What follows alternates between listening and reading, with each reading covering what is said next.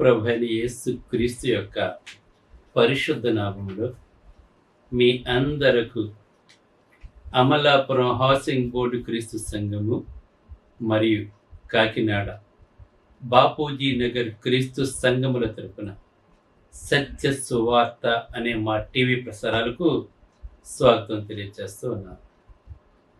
ఇవాళ ధ్యానాంశం ఏంటంటే కీర్తన గ్రంథము 12వ అధ్యాయము 2వ వచనం మొదట్లై అందరూ ఒకరితోనొకరు అబద్ధములు ఆడుతురు ధ్యానాంశం.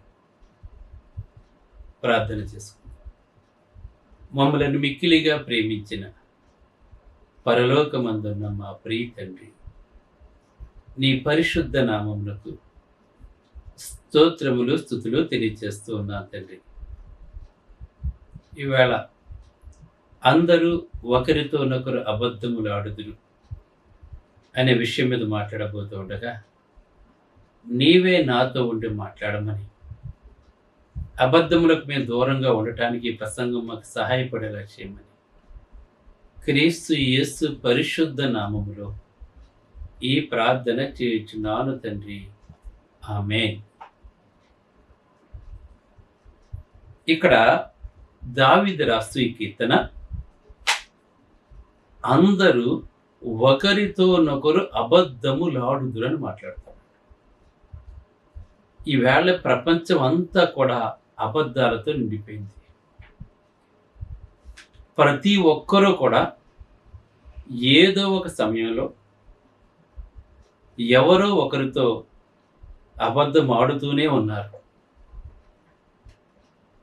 బయట వాళ్ళ సంగతి పక్కన పెడితే క్రైస్తవులైన మనము కూడా అనేక సార్లు అబద్ధం ఆడిన సందర్భాలు మనకు తెలుసు మనం అబద్ధం ఆడుతాం. మనం మాట్లాడుతున్నది అబద్ధం అని తెలుసు. భర్తతో భార్య, తల్లిదండ్రులతో పిల్లలు, అలాగనే ఇరుగు పొరుగు వారు, బంధువులు, ఇలా ఈ ప్రపంచంలో ఉన్న ప్రతి ఒక్కరూ కూడా అబద్ధానికి దోషులే. అబద్ధం, నేను నా జీవిత కాలంలో ఒక్క అబద్ధం కూడా నేను మాట్లాడలేదు అన్నటువంటి వాడు ప్రపంచంలో ఒక్కడు కూడా ఉండడు. ప్రతి ఒక్కరూ కూడా ఒకరితోనొకరు ఏదో ఒక సమయంలో అబద్ధం ఎందుకంటే తప్పించుకోవటం, తన చేసిన తప్పులను తప్పించుట కొరకు అబద్ధాలు మాట్లాడుతూ ఉంటారు.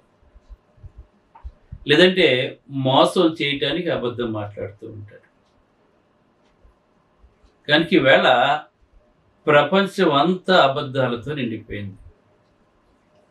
ఇప్పుడు మనుషులు ఈ అబద్ధపు మనుషుల మధ్య జీవిస్తూ ఉన్నటువంటి ఈ ప్రపంచం నిజాన్ని నమ్మటం లేదు. ఇప్పుడు అది మనుషులు ఏ స్థితికి వెళ్ళిపోయారు అంటే అబద్ధాన్ని తప్ప, అబద్ధానికి అలవాటు పడిపోయిన మనుషులు నిజాన్ని నమ్మలేకపోతున్నారు. ఇది ఎంత ఘోరమైన విషయం చూడండి. వేళ ఒక మనిషి నిజం చెప్పడానికి ఎన్ని పాటలు పడవలసి వస్తుందంటే, నిజంగా అన్ని పాటలు పడవలసి వస్తుంది నిజం చెప్పడం, నమ్మించడానికి. ఒక మనిషిని ఇది నిజమని చెప్పి నిజాన్ని నమ్మించటానికి చాలా కష్టతరం అయిపోతుందండి ఇవాళ.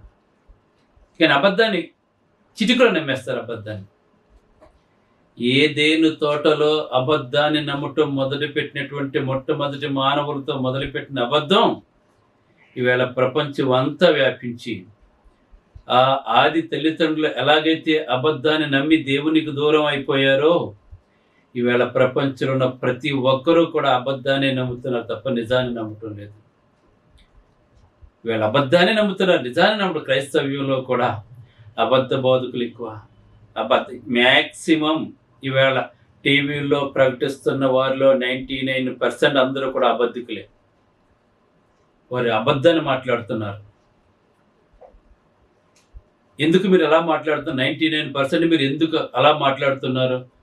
వాళ్ళందరూ చెప్పేది వాక్యమే కదా అని మీరు అనుకోవచ్చు. అదే గనుక నిజమైతే దేవుడు ఏ సంఘాన్ని స్థాపించాడు, బైబిల్లో ఏ సంఘం పేరు ఉంది, ఆ సంఘం పేరు పెట్టుకోకుండా ఎందుకు బోధ చేస్తున్నారు? సంఘాన్ని కట్టింది ఎవరు? ఆ కట్టిన వ్యక్తి పేరు లేకుండా అన్ని నామాల కంటే ఆ నామాన్ని దేవుడు హెచ్చిస్తే ఆ నామం పెట్టుకోకుండా అంతకన్నా తక్కువ నామాన్ని పెట్టుకున్నాడు అంటే వాడు సాతానీ కింద ఉన్నాడు తప్ప దేవుని కింద లేడండి. దేవునిలో ఉన్నవాడు తండ్రిని, కుమారుని, పరిశుద్ధాత్మని దేవుడు మాట్లాడిన మాటలను గ్రహిస్తాడు. ఆ ప్రకారంగానే జీవిస్తూ ఉంటాడు. సత్యం వాడిని స్వతంత్రులుగా చేస్తుంది. ఈవేళ పెద్ద పెద్ద డైరెక్టర్లుగా వేల మంది మా దగ్గరకు వచ్చేస్తున్నారని చెప్పుకునే వాళ్ళు ఈవేళ పరిశుద్ధ గ్రంథంలో ఏ సంఘం అయితే ఉందో, ఏ సంఘము పేరైతే ఉందో, ప్రభువైన యేసుక్రీస్తు ఏ సంఘం కొరకు తన రక్తాన్ని కార్చాడో ఆ సంఘాన్ని కట్టిన వారి పేరు లేకుండా వాళ్ళు వేరే వేరే పేర్లు పెట్టుకుంటున్నారు అంటే అది నిజమైన బోధ కాదు. ఈ నిజాన్ని నమ్మటానికి మనుషులకు జ్ఞానం సరిపోదండి. ఈ నిజాన్ని నమ్మించడానికి మేము ఎన్ని పాటలు పడుతున్నామంటే నిజంగా ఇవాళ అయినా కానీ వాళ్ళు దానికి అట్రాక్ట్ అవుతున్నారు, దాన్ని నమ్ముతున్నారు తప్ప నిజాన్ని నమ్మటం లేదంటే అబద్ధం ఎంత ప్రబలిపోయిందో దీన్ని బట్టి మనం అర్థం చేసుకోవాల్సిన వారు. ఇది సంఘాల్లోనే కాదు, మానవ జీవితంలో కూడా ప్రతి ఒక్కరూ కూడా ఒకరితోనొకడు అబద్ధం ఆడుకుని తను తాను మోసం చేసుకుంటూ ఉన్నాడు. అబద్ధం అంటే అబద్ధానికి జనకుడు సాతాను. సాతాను యొక్క చెరలో, సాతాను యొక్క ఒడిలో ఇవాళ చాలామంది జీవిస్తూ ఉన్నారు. అందుకే దావీదు మాట్లాడుతున్నాడు, ఏమని మాట్లాడుతుందంటే భక్తి గలవారు లేకపోయి నేను మాట్లాడుతున్నాను. నీవు భక్తి గలవాడు అనుకో, దేవుడు ఎవరో తెలుసుకుంటావు, నిజమేదో తెలుసుకుంటుంటావు, ఏది మంచో తెలుసుకుంటావు, ఏది చెడో తెలుసుకుంటావు, ఏ మార్గం గుండా వెళ్ళాలో తెలుసుకుంటావు. కానీ భక్తి గలవారు లేకపోయినని మాట్లాడుతున్నారు. ఇంకా అందరూ ఒకరితోనొకరు అబద్ధములాడుదురని మాట్లాడుతున్నారు. ఇవాళ చాలామంది వేళ ఇంకా మోసకరమైన మనసు గల వారే ఇచ్చకములాడు పెదవులతో పలుకుదురు. ప్రతివాడు కూడా తన నాలుకతో మోసం చేస్తున్నాడు. ప్రతివాడు కూడా మోసకరమైన మనస్సు గలవారై, ఈ మోసకరమైన మనసు ఉన్నప్పుడే అబద్ధం ఆటోమేటిక్గా బయటకు వచ్చేస్తూ ఉంటుంది. యథార్థవంతుడు ఎప్పుడు తప్పు చేయడు, అబద్ధం ఆడండి. ఒకవేళ తప్పు చేసిన అబద్ధం ఆడినా ఒప్పుకుంటాడండి. యేసుప్రభు ఎవరో నాకు తెలియదని చెప్పి ముమ్మారు అబద్ధం ఆడినటువంటి పేతురు బయటకు వచ్చి వెక్కి వెక్కి వెక్కి ఏడ్చాడండి.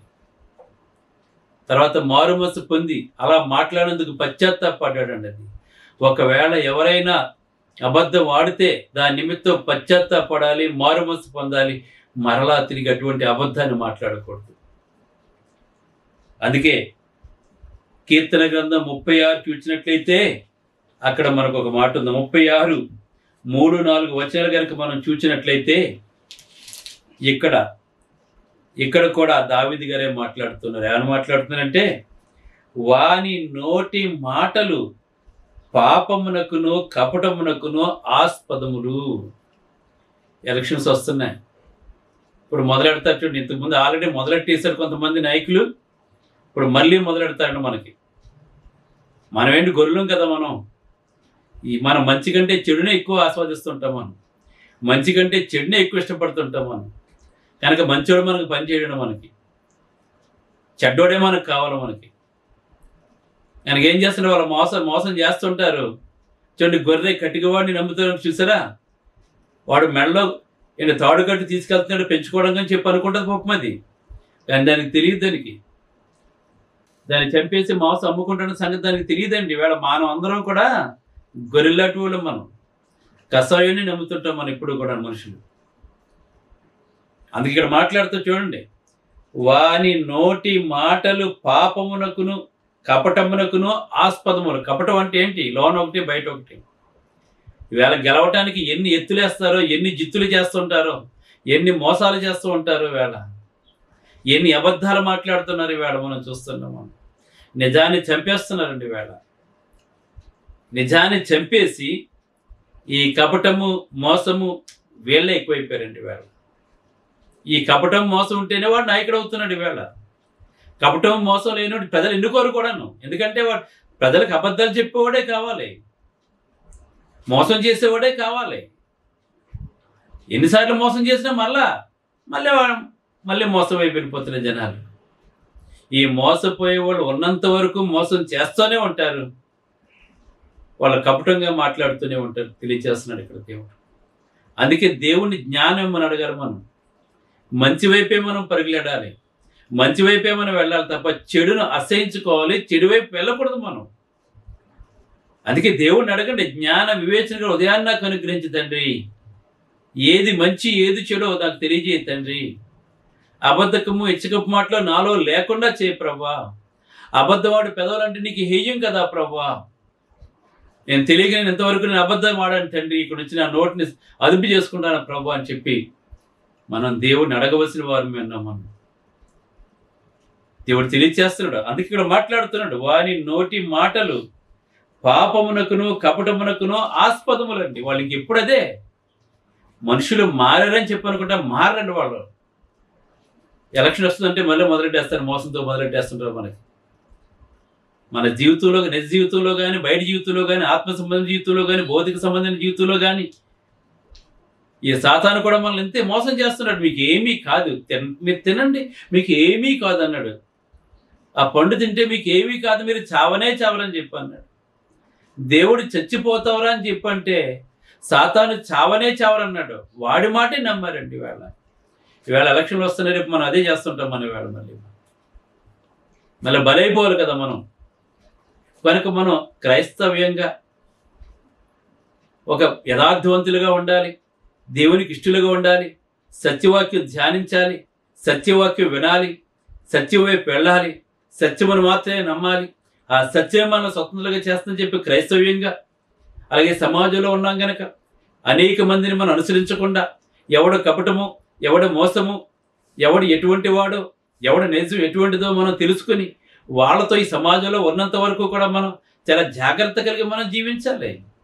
ఈ లోకానికి దేవుడు మనల్ని వెలుగుగాను ఉప్పుగాను చేశాడు మనల్ని. మన వల్ల ఈ లోకానికి వెలుగు కలగాలి, కానీ మనమే చీకటికి వెళ్ళిపోతే. అందుకే దేవుడు తెలియజేస్తున్నాడు, బుద్ధి కలిగి ప్రవర్తింపను మేలు చేయనివాడు మానివేసి ఉన్నాడు. చూసారా, బుద్ధి కలిగి ప్రవర్తింపను మేలు చేయనివాడు మానివేసాడండి. ఎందుకంటే అబద్ధికుడు ఎప్పుడు కూడా మేలు చేయడండి. బుద్ధి కలిగి ప్రవర్తింపడండి. అతను మేలు చేయటం మానేసినట్టు వాళ్ళంతా, వాడు కీడే చేస్తాడు వాడు. ఎందుకంటే వాడు స్వభావమే కీడి చేయడం. అపవాది యొక్క స్వభావం ఏంటి? కీడి చేయటమే.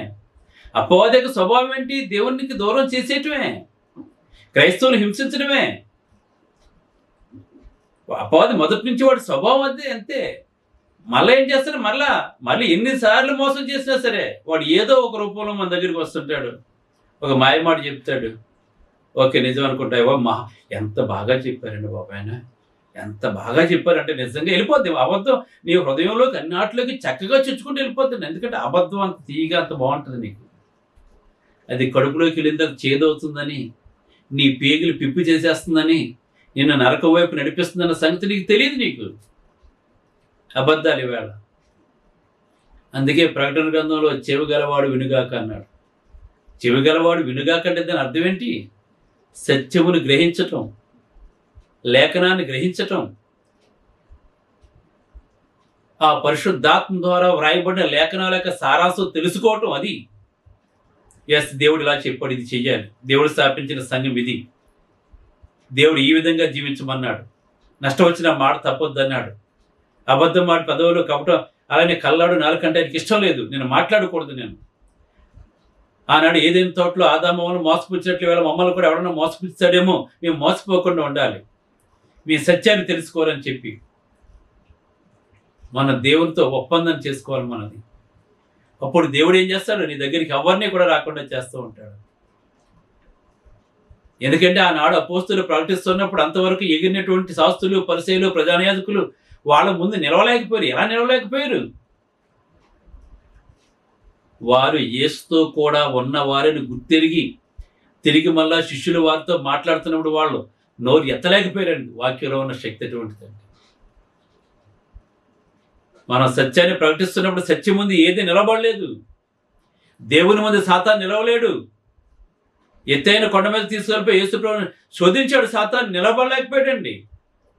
వాడు లేఖనాలు తీసే చూపించాడు, యేసుప్రభు కూడా లేఖనాలు తీసే చూపించాడు. పారిపోయాడండి వాడు. మన లేఖనాల ద్వారా ఖండించాలి, గద్దించాలి, బుద్ధి చెప్పాలండి ఎవరికైనా సరే. నీతి మార్గంలో అనేక మంది నడిపించాలి. మన బాధ్యతది. పాపంలో పడిపోకూడదండి. పాపంలో పడిపోయిన లాగాల మనం. అందుకే దేవుడు తెలియజేస్తున్నాడండి, వాడు మంచం మీదనే పాపయోచన యోచించును. చాలా మంది చూడండి, వాడు మంచం మీద వేళ ఎవరిని వంచాలి, ఎవరిని మోసం చేయాలి, ఎవరితో అబద్ధం ఆడాలి, ఎవరితో కపటంగా మాట్లాడాలని చెప్పి మంచం మీదనే యోచిస్తాడు వాడు. ఆల్రెడీ స్క్రిప్ట్ ఎప్పుడు కూడా మంచం మీద ప్రిపేర్ అయిపోతాడండి వాడు. లేచిన తర్వాత దాన్ని అమలు చేస్తూ ఉంటాడు. ఈవేళ బోర్డు అడ్వర్టైజ్మెంట్లు మనం చూస్తున్నాం, అవన్నీ కూడా అబద్ధాలే. మనకు తెలుసు. మనకి ఈవేళ వచ్చే ప్రతి అడ్వర్టైజ్మెంట్ కూడా అబద్ధమే. అందులో ఏది కూడా కనీసం 1% కూడా నిజం ఉండదండి. అది ఆ పెప్సోడెంట్ వాడితే మీ పళ్ళు ఓడవ అంటాడండి. ఓడవా? మరి అది వాడేస్తే మరి ఇన్ని డెంటల్ క్లినిక్లు ఎందుకు ఇక్కడ? ఏదో అలాగనే సర్పు చూపిస్తాడు, పాత దేశం కొత్త తీస్తాడు బయటికి. నిజంగా మనం దాన్ని కొన్న తర్వాత మనకి ఒక్క బట్ట కూడా మనకు అలా రాదు. మనకి మోసపు ప్రపంచం, మోసపూరితమైన లోకం, అబద్ధ మనుషుల మధ్య జీవిస్తున్నాం. అట్టి వారి మధ్య జీవవాక్యము చేత పట్టుకున్న జ్యోతుల వలె మనం ఉండాలి. మనం అది దేవుడు తెలియజేస్తున్నాడు. ఈ పాపపు లోకంలో జీవవాక్యమును చేత పట్టుకున్న జ్యోతుల వలె మనం ఉండాలని దేవుడు తెలియజేస్తున్నాడు. కనుక అబద్ధాలు, కపటాలు వీళ్ళకి ఎక్కడి నుంచి వస్తే తెలుసా? వారు మంచమ్మ మీదనే పాప యోచనను యోచించును. వాడు కారి నడతలు నడుచువాడు. వాడు కారి నడతలు అంటే ఏంటి? కారి నడతలు అంటే ఏంటో తెలుసా? ఇదే నిజము, నేను ఇలాగే ఉంటాను, మంచివాడిని అయిపోయాను, నేను మారిపోయాను నేను. కానీ లోన ఏం మాట్లాడు, వాడు పైకి నటిస్తూ ఉంటాడు. కాలి నడకలు అనమాట అవన్నీ కూడాను. చెడుతనము వానికి అసహ్యము కాదండి. మనకైతే అసహ్యం చెడు అంటేది. అబద్ధవాడి వాడన్నా, చెడు చేసేవాడన్నా మనకు అసహ్యం మనకి. కానీ వాడికి అసహ్యం కాదండి. వాడి నైజం అదే, వాడి వృత్తి అదే. ఇవాళ చాలామంది మనం చూస్తున్నాం. ఇవాళ దొంగ బోధకులు ఎక్కువైపోయారండి. వాళ్ళు అబద్ధాలు మాట్లాడే వాళ్ళు ఎక్కువైపోయారండి. వాళ్ళు తమ పూట కూటి కొరకు ఏం చేశారు? జ్యేష్ఠత్వపక్కన అమ్మేసుకున్నట్లుగా వేళ చాలామంది సత్యాన్ని అమ్మివేస్తున్నారండి. వేళ సత్యం ప్రకటించట్లేదండి. వేళ బైబిల్ పట్టుకుని వేళ ఏదో బలబుద్ధి మరీ చెప్పేస్తూ ఉంటారు. వేళ చాలామందికి ఆనాడు అపోస్తులు ఎటువంటి ఆరాధన చేశారు? దేవుడు ప్రారంభించిన సంఘం ఏంటి?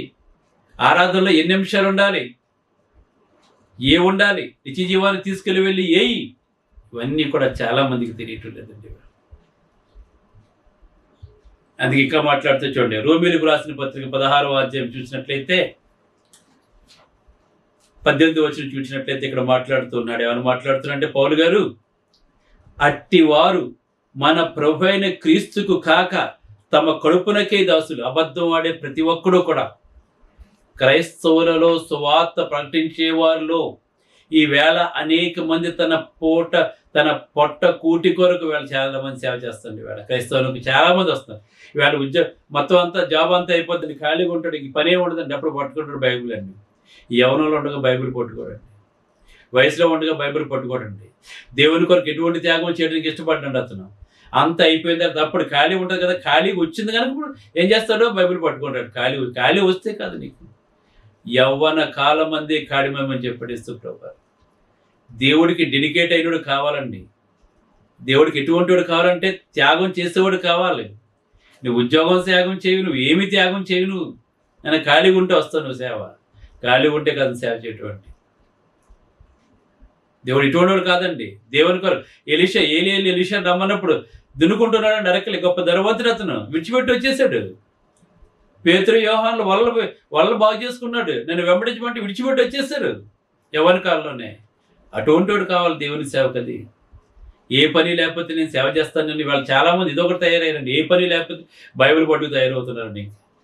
ఏదైనా స్వస్థత సాల కూడా పెట్టేస్తాను, లేకపోతే ఇలా అబద్ధం పెట్టేస్తాను, లేకపోతే ఇంకా ఏవో పెట్టేస్తున్నాను. ఇది కరెక్ట్ కాదండి ఇది.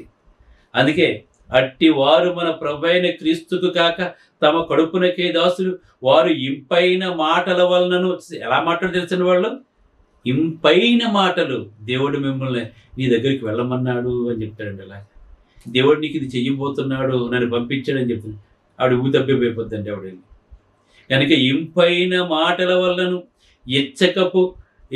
ఇచ్చకముల వల్లను నిష్కపటుల మనస్సులను మోసపుచ్చేస్తారండి వీళ్ళు అబద్ధాలతో. దేవుడి నోళ్ళని యథార్థవంతులుగా నిర్మించాడు, కానీ నిష్కపటుల మనసులు ఏం చేశాడు? వాడు ఇచ్చకపు మాటల వల్ల సాతాను ఏం చేశాడు? దేవునికి దూరం చేసేసాడు. అందుకే 3వ వచనంలో మాట్లాడుతున్నాడు, కీర్తన 12:3, యెహోవా ఇచ్చకములాడు పెదవులన్నిటినీ, బెంకములాడు నాలికలన్నిటినీ కోసేస్తాడు దేవుడు త్వరలోనే. ఇంకా మాట్లాడుతాడు, మా నాలుకల చేత మేము సాధించదము, మా పెదవులు మావి, మాకు ప్రవేవడని వారు అనుకొందురు. బాధపడే వారికి చేయబడిన బలాత్కారం బట్టి, దరిద్రుల నిట్టూర్పులను బట్టి నేను ఇప్పుడే లేస్తానని చెప్తున్నాడు దేవుడు. ఎంతమంది నేతలు బాధ పెట్టావో ఆ దరిద్రుల నిట్టూర్పుల నిమిత్తం నేను ఇప్పుడే లేచదును, రక్షణను కోరుకునే వారికి నేను రక్షణ కలుగజేస్తుందని యెహోవా సెలవిచ్చున్నాడు. గనుక దేవుడు తెలవిస్తున్నాడు. దేవుడికి ఇష్టం లేని పనులు మనం చేయకూడదండి. ఇంతవరకు నువ్వు అబద్ధం ఆడవా? ఈరోజు నుంచి మానవే, యథార్థవంతుడిగా ఉండు. ఈ తప్పులు దేవుని దగ్గర ఒప్పుకో. ప్రాణం పోయినా సరే అబద్ధం ఆడుకో, నష్టం వచ్చిన మాట తప్పుకో. ఇంకా మన చుట్టూ ఉన్న అబద్ధికులు వేళ మళ్ళీ మోసం చేయడానికి అనేక రకాలుగా మోసం చేయడం మన చుట్టూ తిరుగుతూ ఉంటారండి వాళ్ళు. సాతాను ఎవరి మృంగుధనాన్ని తిరుగుతూ ఉన్నాడు. కనుక మనమైతే వారెవరికి మనం అటువంటి వారికి చోటు ఇవ్వకుండా, నా దేవుడు దైవ గ్రంథంలో ఏముంటే నేను దాన్ని నమ్ముతాను. పైగా వాళ్ళు కూడా దైవ గ్రంథంలో తీసి చూపిస్తూ ఉంటారు, వాళ్ళకు అనుకూలంగా మార్చుకుంటూ ఉంటారండి. కానీ నువ్వు జాగ్రత్తగా బైబిల్ ధ్యానించు, చక్కటి ప్రసంగాలు విను, అబద్ధానికి దూరం కూడా. నువ్వు అబద్ధం మాట్లాడుకు.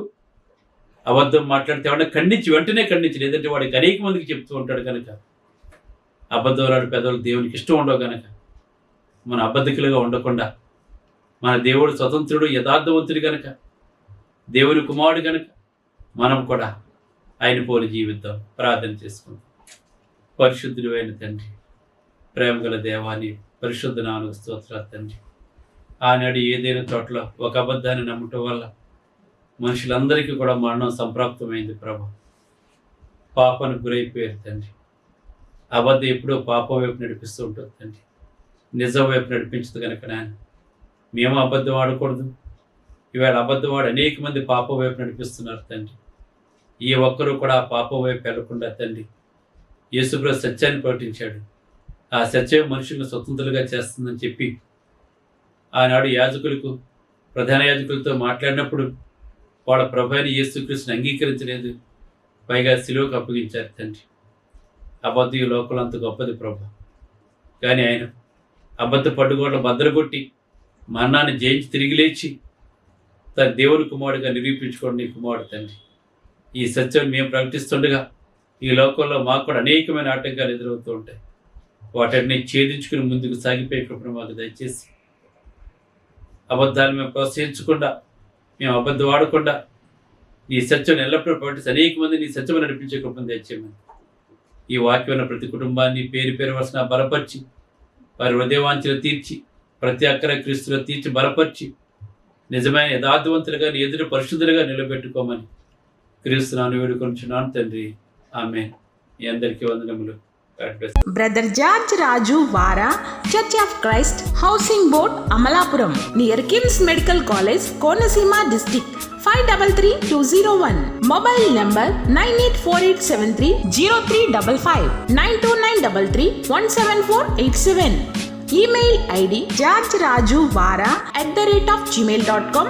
Website www.helpingforpoor.com.